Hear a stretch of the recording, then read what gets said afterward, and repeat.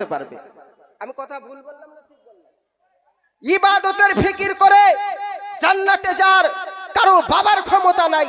যদি জান্নাত যেতে হয় তো নবী পাকের এবং আহলে বায়াতের ওলি আল্লাহর প্রেম ছাড়া জান্নাত কারো জন্য না।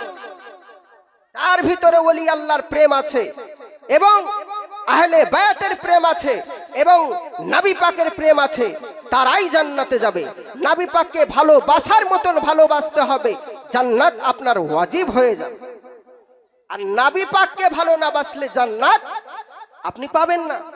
মানুষের মতন মানুষ যারা হয়েছে তারাই নবীকে সঠিক ভালোবাসতে পেরেছে, আর যারা মানুষের মতো মানুষ হতে পারেনি তারা জান্নাত তো দূরের কথা, নবীকে ভালোবাসতে পারে।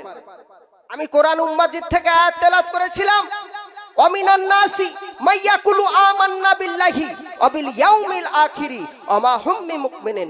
মক্কার কিছু কাফেরগণ আল্লাহ রাসূল সাল্লাল্লাহু আলাইহি ওয়াসাল্লামের কাছে এসে বলছে, ইয়া রাসূলুল্লাহ, ইয়া হাবিবাল্লাহ, হুজুর আমরা ঈমান এনেছি, মুসলমান হয়েছি।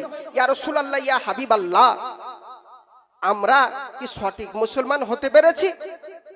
আমার রাসূল খুদা সাল্লাল্লাহু আলাইহি ওয়াসাল্লাম আল্লাহ পাক ইরশাদ করেন, হে হাবিব আপনি বলে দেন তারা এখনো